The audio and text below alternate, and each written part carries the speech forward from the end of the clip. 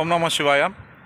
ಸಮಸ್ತ ಯೂಟ್ಯೂಬ್ ವೀಕ್ಷಕರಿಗೆ ಸಸ್ಯಾಮೃತ ಡಾಕ್ಟರ್ ರಮೇಶ್ ಮಾಡೋ ನಮಸ್ಕಾರಗಳು. ಸ್ನೇಹಿತರೆ, ನಿಮಗೆ ಯಾರಿಗಾದರೂ ಬಂದು ಕೈನಲ್ಲಿ ಕೆರೆತ ಬಂದಿದ್ದರೆ, ಕೆರೆತ ಅಂತಂದರೆ ಇಸುಬು ಥರ ಆಗಿರುತ್ತೆ ನೋಡಿ, ಇಸುಬಾಗಿ ಕಪ್ಪು ಕಪ್ಪಾಗಿರುತ್ತೆ, ಈ ಜಾಗದಲ್ಲಿ ಕಪ್ಪಾಗುವಂಥದ್ದು, ಎಷ್ಟು ಕೆರೆದ್ರೂ ರಕ್ತ ಬಂದ್ರೂ ಕೆರಿಬೇಕು ಅಂತ ಅನಿಸ್ತಕ್ಕಂಥ ಯಾರಿಗಾದರೂ ಸಮಸ್ಯೆ ಆಗಿದ್ದರೆ ಒಂದು ಅದ್ಭುತವಾದ ಔಷಧಿನ ನಾನು ಇವತ್ತು ತಿಳಿಸ್ಕೊಡ್ತೀನಿ ನಿಮಗೆ.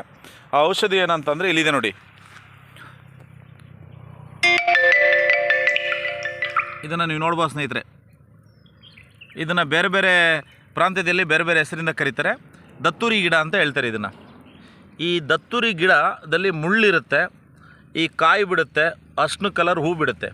ಈ ಗಿಡದ ಕಾಂಡವನ್ನು ಕಿತ್ತು ಇದ್ರ ಬೇರು ಈ ಗಿಡದ ಬೇರನ್ನು ನೀವು ಏನು ಮಾಡಬೇಕಂತಂದರೆ, ಚೆನ್ನಾಗಿ ಒಂದು 1/4 ಲೀಟ್ರ್ ಎಣ್ಣೆಯಲ್ಲಿ ಚೆನ್ನಾಗಿ ಕುದಿಸಿ, ಆ ಬೇರನ್ನು ತೊಗೊಂಡು 1/4 ಲೀಟ್ರ್ ಎಣ್ಣೆಯಲ್ಲಿ ಚೆನ್ನಾಗಿ ಕುದಿಸಿ ಪೇಸ್ಟ್ ಥರ ಮಾಡಿಕೊಂಡು ಅದನ್ನು ಹಚ್ತಾ ಬಂದರೆ ನಿಮ್ಗೆ ಎಂಥದೇ ಕೆರೆತ ಇರಲಿ, ಎಂಥದೇ ಇಸುಬಾಗಿರಲಿ, ಒಂದು 10 ರಿಂದ 15 ದಿವಸದೊಳಗಡೆ ಹೋಗ್ಬಿಡುತ್ತೆ ಸ್ನೇಹಿತರೆ. ಇಂಥ ಒಂದು ಅದ್ಭುತವಾದ ಮನೆಮದ್ದನ್ನು ಮಾಡಿ ಬಳಸಿ.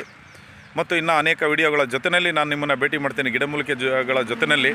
ಮತ್ತು ಈ ಕೈಮದ್ದು ಕೈಮಸ್ಕಿ ಹಾಕಿರ್ತಾರಲ್ಲ ಅಂಥವ್ರಿಗೆ ಏನಾಗುತ್ತೆ ಅಂದರೆ, ಕೈಮಸ್ಕಿ ಹಾಕಿರೋ ಹೆಂಗೆ ಕಂಡುಹಿಡಿಯೋದು ಅಂತಂದರೆ, ನುಗ್ಗೆ ಸೊಪ್ಪಿನ ರಸವನ್ನು ಕೈ ಮೇಲೆ ಬಿಟ್ಕೊಂಡ್ರೆ ಅದು ಗಟ್ಟಿಯಾಗುತ್ತೆ. ಸೊ ಈ 2 ವಿಧಾನಗಳನ್ನು ನೀವು ಮಾಡಿ ನೋಡಿ. ಆ ಥರ ಏನಾದರೂ ಸಮಸ್ಯೆ ಇದ್ದರೆ ನಾವು ಔಷಧಿಯನ್ನು ಕೊಡ್ತೀವಿ. ಮತ್ತು ಲಕ್ಕು ಹೊಡೆದವ್ರಿಗೆ ಔಷಧಿ ಕೊಡ್ತೀವಿ ಪ್ರತಿ ಭಾನುವಾರ. ಕಣ್ಣಿನ ಯಾವುದೇ ಸಮಸ್ಯೆ ಇದ್ದರೂ ಕೂಡ ತೋಟದ ಗುಡದಳ್ಳಿನಲ್ಲಿ ಔಷಧಿ ಕೊಡ್ತೀವಿ. ಸಮಸ್ಯೆ ಇರ್ತಕ್ಕಂಥವ್ರು ಇಲ್ಲಿ ಭೇಟಿ ಮಾಡ್ಬೋದು ಸ್ನೇಹಿತರೆ. ನಮಸ್ಕಾರ.